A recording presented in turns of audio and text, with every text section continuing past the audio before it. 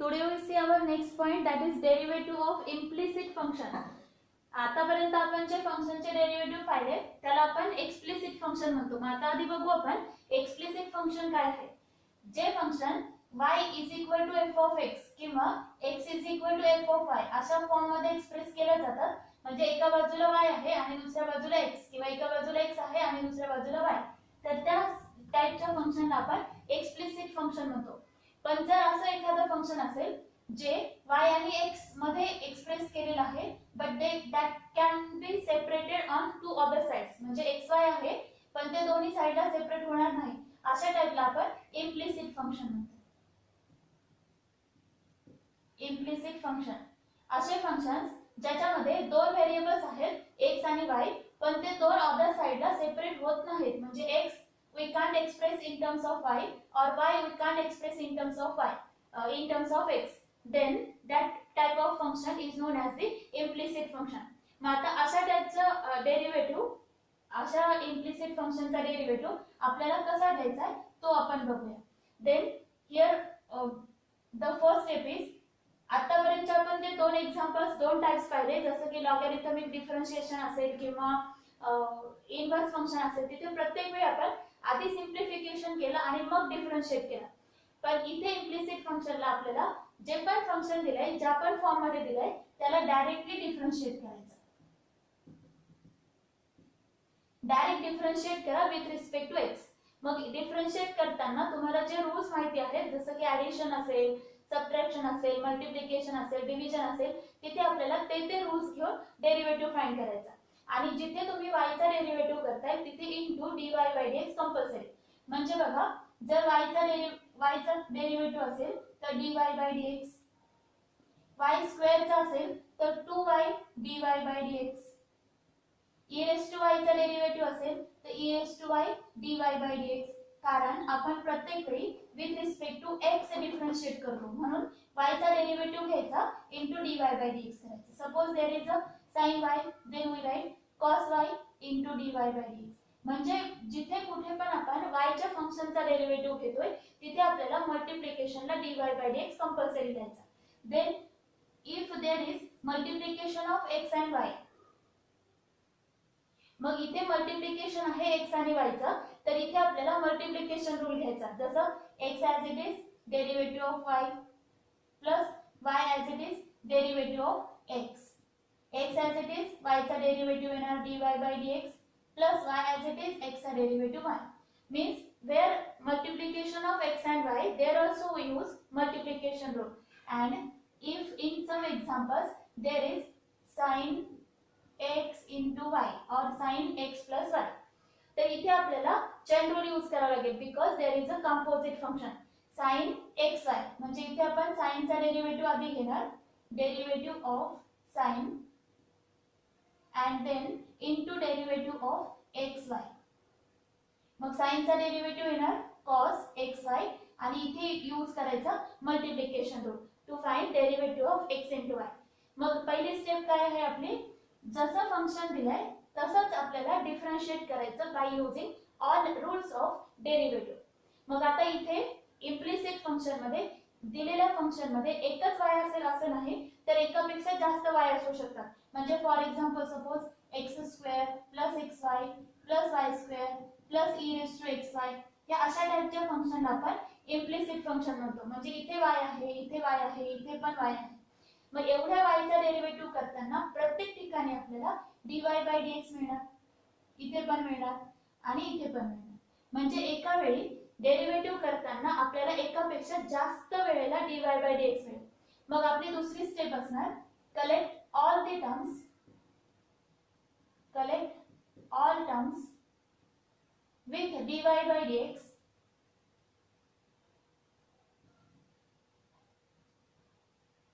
in left side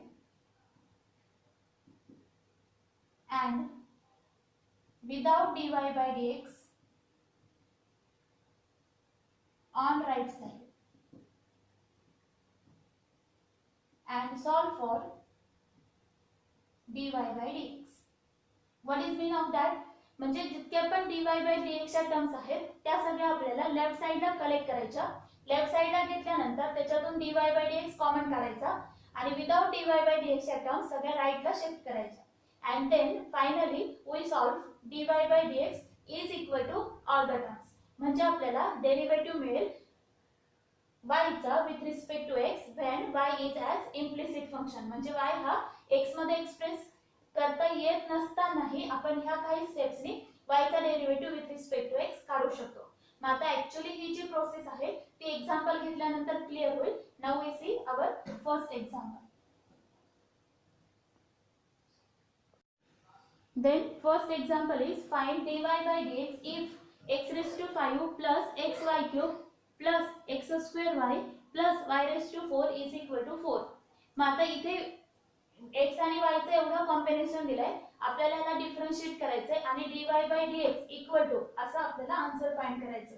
Then first we write given x raised to 5 plus xy cube plus x square y plus y raised to 4 is equal to 4. कुठलं simplification करायचं नाही, direct differentiate करायचा with respect to x. Derivative of x raised to 5 plus derivative of xy raised to 3 plus derivative of x square y plus derivative of y raised to 4 is equal to derivative of 4. बघा प्रत्येक टर्मचा derivative लिहिलाय.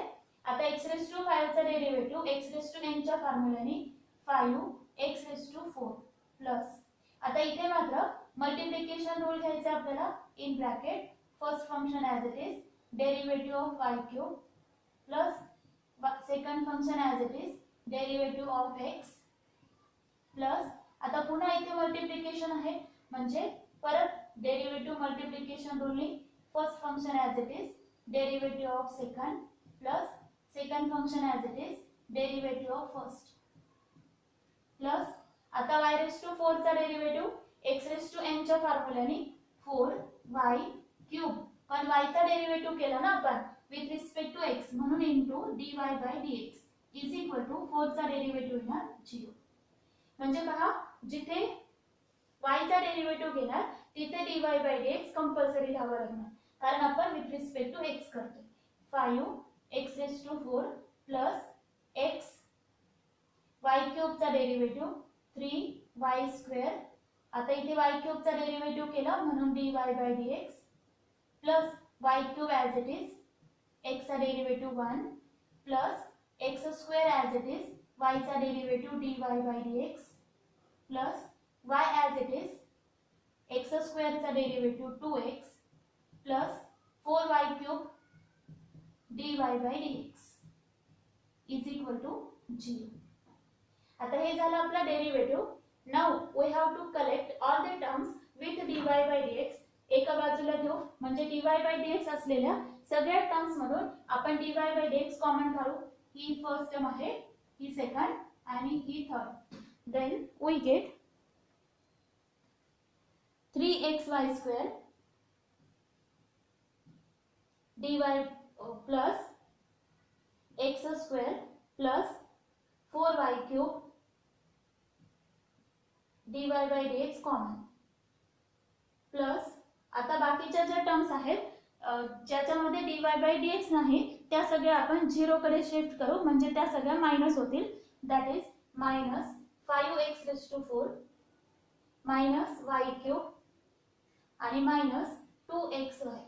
Then our final answer dy by dx is equal to ही left साइडची term as it is minus 5x raised to 4 minus y cube minus 2xy upon 3xy square plus x square plus 4y cube and that is final answer. Next example is find dy by dx if root x plus root y is equal to root a. मग आता इथे x आणि y separate दिलेत, ते separate पण करता येतील पण आपण इम्प्लिसिटच्या फॉर्म्युलाने त्याला डिफरन्शिएट करू. Given root x plus root y is equal to root a. Directly differentiate with respect to x, मग रूट एक्सचा derivative plus derivative of root y आणि derivative of root a. Root एक्सचा derivative 1/2 root x. Similarly root वायचा derivative 2 root y, पण with respect to x आहे म्हणून dy by dx आणि is equal to हा कॉन्स्टंट आहे 0. आता ही विदाउट dy बाय dx ची टर्म राईट साइडला 1/2 root y dy by dx is equal to -1/2 root x. आता ही मल्टिप्लिकेशन ची टर्म पुढे इथे डिव्हिजनला आहे, पुढे मल्टिप्लिकेशनला घ्या. dy by dx is equal to -1/2 root x into 2 root y upon 1. Then dy by dx is equal to minus 2 get cancel root y upon root x, or we can write minus root y upon x. That is the minus एकत्र route करता येईल division असेल किंवा multiplication असेल तर. Next is find dy by dx if x plus root xy plus y equal to 1. मग इथे direct differentiate करण्याच्या आधी आपण हा जो रूट एक्स आणि रूट वाय एकत्र दिलाय त्याला सेपरेट करू. Given x plus root x into root y plus y equal to 1. Now we differentiate with respect to x. Derivative of x plus derivative of root x. आता इथे multiplication आहे plus derivative of y is equal to derivative of 1. मग x चा derivative 1 plus इथे multiplication rule घ्यावा लागेल आपल्याला. Root x as it is derivative of root y plus root y as it is derivative of root x. y चा derivative dy by dx आणि 1 चा derivative 0. Now 1 plus root x as it is root y चा derivative 1/2 root y आणि y आहे म्हणून dy by dx plus root y as it is root x चा derivative 1/2 root x plus dy by dx equal to 0. आता dy by dx च्या terms left साइडला आणि without dy by dx च्या terms राइटला shift करायच्या. That is root x upon 2 root y plus ही term with dy by dx आणि ही शेवटची टर्म 1 घेऊ आपण dy बाय dx कॉमन. म्हणजे dy बाय dx कॉमन काढल्यानंतर ही टर्म काढली तर ही टर्म राहणार आणि dy बाय dx इथला काढला तर इथे काहीच नाही म्हणून आपण 1 दिला. इज इक्वल टू 1 मायनस घेऊ आणि minus root y upon 2 root x.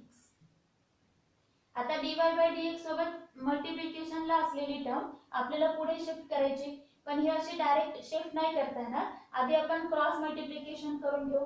That is root x